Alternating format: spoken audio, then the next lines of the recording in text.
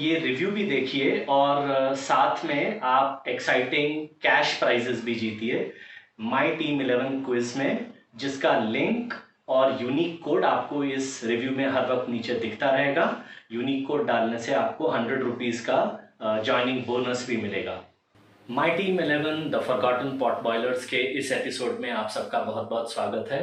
और आज हम बात करेंगे 1984 की उस विजिलेंट हिट मूवी की जो एकदम बिना किसी एक्सपेक्टेशन के रिलीज़ हुई और एक ऐसे प्रोडक्शन हाउस के थ्रू रिलीज़ हुई जिसका एक ज़माने में काफ़ी नाम था, लेकिन उस दौर में उनकी काफ़ी फिल्में नहीं चल रही थी और ये फिल्म अचानक एक बहुत बड़ी सुपर हिट हुई थी। विजिलेंट मूवी मतलब एक ऐसा हीरो जो समाज के अच्छे बुरे का फैसला अपने हाथ में ले लेता है और उसकी नज़रों में जो लोग गलत हैं उन्हें वो सज़ा देने लगे। ऐसी मूवीज़ को विजिलेंट मूवीज़ कहा जाता था। इस फिल्म का नाम है आज की आवाज़। ये नेताजी ने भी साथ लेकर आए कि वो चुंगी का इलेक्शन होने वाले क्या? ये कह रहे हैं यहाँ शराब बिकती है। शराब? जी राम का नाम ला। चल बे, चल दूध में पत्ती डाल के ला, गर्मा गर्म अभी। कहिए professor Prabhat. Gets it, but doesn't time it. Oh, what a catch this is! What a catch!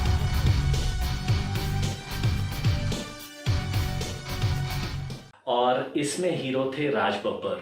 इस फिल्म का जो सबसे दिलचस्प ट्विस्ट है वो मैं आपको पहले ही बता दूं कि इसी चोपड़ा प्रोडक्शन हाउस ने कुछ साल पहले राज बब्बर को इंसाफ का तराजू में लिया था, जहां वो रेपिस्ट के रोल में थे और वो लोगों को इतना पसंद आ गया था कि विलन के रोल वाले राज बब्बर हीरो बन गए थे, वो इतने पॉपुलर हुए थे।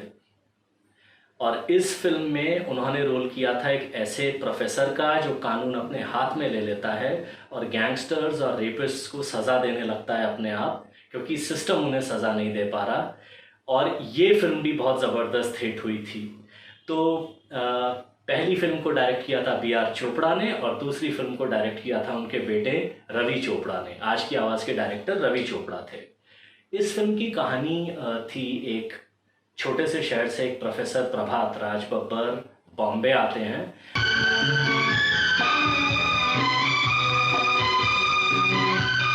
और बॉम्बे की कोल्ड ब्लडेडनेस, लॉलेसनेस और देश और समाज के लिए जो बड़े शहर के लोगों में एक लापरवाही और एक खुदगर्जी होती है, उससे वो थोड़ा चिढ़ते भी हैं।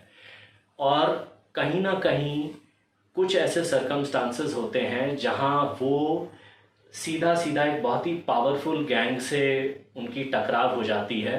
एक लड़की का रेप होता है जिसमें वो देखते हैं कि कैसे रेपिस्ट को छोड़ दिया जाता है। और ये भी एक इस फिल्म की खूबी थी। आज कुछ केसेस की वजह से हम लोगों को हमारे सिस्टम की वीकनेसेस मालूम है, लेकिन इस फिल्म में पहली बार सीरियसली दामिनी जैसी फिल्मों से भी पहले ये दिखाया गया था कि अगर एक लड़की को इस ऐसे मामलों में इंसाफ लेना है तो हमारा सिस्टम कितने लूप होल से भरा हुआ है, कैसे रेपिस्ट बच जाते हैं। तो होता ये है कि प्रोफेसर प्रभात इस गैंग के खिलाफ आंदोलन चलाते हैं और ये गैंग उनसे चिढ़ जाता है और उनकी बहन का रेप करते हैं उन्हीं की आंखों के सामने और बड़ी बेदर्दी से उनकी मां को मार डालते हैं और बहन उसी फ्लैट से कूदकर आत्महत्या कर लेती है। बहुत ही हिलाने वाला सीन है, कोई सेंसेशनल ढंग से बनाया गया सीन नहीं है जैसे कुछ डायरेक्टर्स ऐसे सीन्स में मसाला भर देते हैं।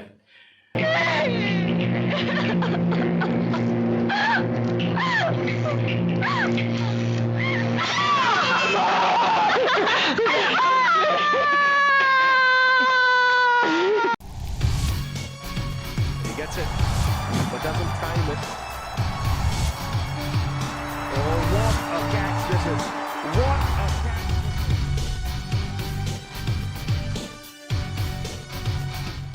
ये जब उनके साथ होता है और ये सारे खूनी एक बार फिर छूट जाते हैं तो प्रभात फैसला करते हैं कि वो अब इस कहानी में उनके साथ जो हुआ उसका वो बदला खुद लेंगे और वो एक एक करके 14 खून करते हैं और पूरे शहर में वो रॉबिन हुड के नाम से मशहूर हो जाते हैं।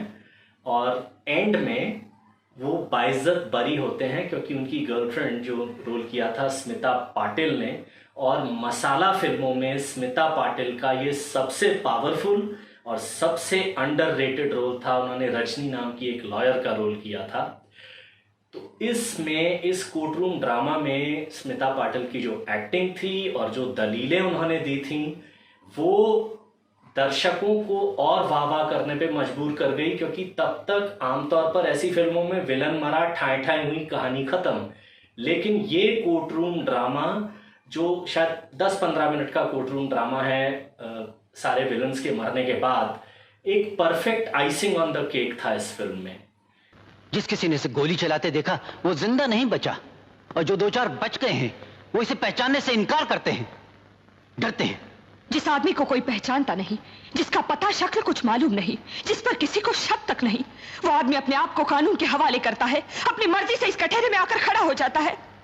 योर ऑनर, अगर प्रोफेसर वर्मा से कुछ पूछना है तो ये पूछिए कि ये इस कटहरे में आकर क्यों खड़े हुए, इन्होंने अपने आप को कानून के हवाले क्यों किया।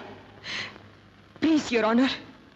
क्या आप इस सवाल का जवाब देना चाहेंगे? तो 14 खून करने के बावजूद प्रोफेसर प्रभात बाइज्जत बरी होते हैं और फिल्म खत्म हो जाती है। थोड़ा थोड़ा इस फिल्म में हॉलीवुड की सुपरहिट डेथ विश की झलक थी, और आपको सरप्राइज होगा कि डेथ विश के ऊपर 3-4 फिल्में सुपरहिट हुई हैं बॉलीवुड में, उस पर हम कभी और बात करेंगे। खैर, तो ये एक चीज़ थी इस फिल्म की कहानी का। भले थीम थोड़ा पुराना था लेकिन प्रेजेंटेशन का नयापन और थोड़ी सी रियलिस्टिक प्रेजेंटेशन। इसके अलावा इस कहानी को, इस फिल्म को हिट कराने के 2 और रीज़न थे।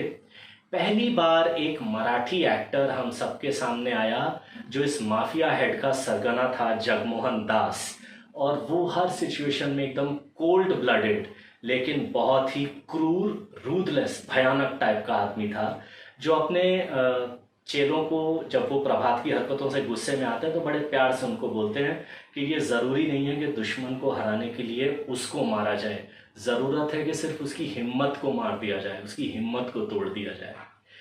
लड़ाई में दुश्मन को जान से मारना जरूरी नहीं है, जरूरी है उसकी लड़ने की हिम्मत को मारना, उसे तोड़ देना, और उसके अंदर एक ऐसा डर पैदा कर देना कि दोबारा हमारी तरफ वो नजर उठाकर देख ना सके। He gets it, but doesn't time it. Oh, what a catch this is! What a catch!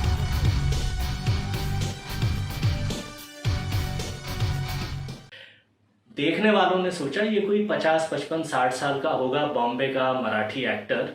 ये थे नाना पाटेकर, जो उस टाइम पे शायद 25-28 साल के थे, और आज तो नाना पाटेकर काफ़ी पॉपुलर हैं।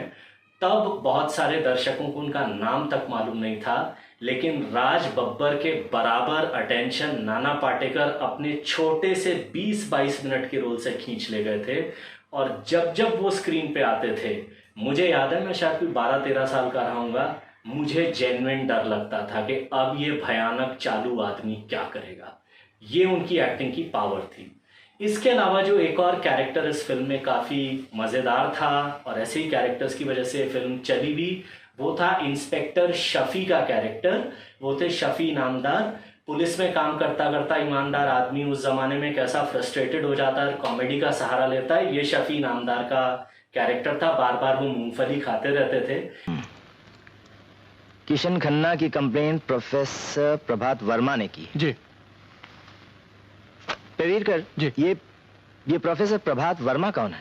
सर, आपको याद नहीं जिसकी माँ का खून हुआ था और उसकी बहन का मास रेप हुआ था, लेकिन अभी तक कोई पकड़ा नहीं गया सर। मास रेप। जी। कब हुआ था ये रेप? और जब ये राज बब्बर मर्डर करना शुरू करते हैं तो पुलिस पे पॉलिटिकल प्रेशर आता है, तो उनका साहब आके बुलाता है। तो ये एक इंस्पायरिंग सीन था। वो कहते हैं अपने सर को कि सर, जो काम हमें करना चाहिए था वो आदमी कर रहा है, हम और आप बैठ के मूंगफली खाते हैं। तो ऐसे कुछ बड़े सिनिकल ताने वो मारते थे। और अदालत में जब वो जज को कहते हैं कि मैंने इस रॉबिन हुड को सरेंडर होने के बावजूद भाग जाने को कहा क्योंकि मैं चाहता था कि गुंडों में इस आदमी का डर बना रहे, पुलिस का डर तो रहा नहीं, तो ऐसे सीन थे। इसके अलावा इस फिल्म को हिट कराने में कारगर थे इस फिल्म के ज़बरदस्त सीन। मैं सीन आपको नहीं बताऊंगा अगर आप उन लोगों में से जिन्होंने फिल्म नहीं देखी, लेकिन एक सीन जो मुझे आज तक याद रह गया वो था जब एक औरत को प्रोफेसर प्रभात का कैरेक्टर रेप होने से बचाता है, जब वो इन सब गुंडों को मार रहा है, और ये अकेली वो औरत है जिसने इस रॉबिन हुड का चेहरा देखा है। इंस्पेक्टर शफी उससे पूछते हैं कि मुझे बताओ वो कौन था, तो वो औरत उन्हें खींच के अपने पूजा घर में ले जाती है और भगवान का फोटो दिखा के कहती है कि ये था, तुम्हारे लिए वो क्रिमिनल होगा, मेरे लिए वो भगवान आया जब तुम लोग नहीं थे। मतलब मैं सीन को उतना अच्छा एक्सप्लेन नहीं कर पा रहा हूँ। ऐसे सीन्स की वजह से भी आज की आवाज़ इस लॉकडाउन में, वैसे भी हम सब घर पे हैं, आप ज़रूर देखिए। सिर्फ परफॉर्मेंसेस और डायलॉग्स के लिए फिल्म देखने लायक है।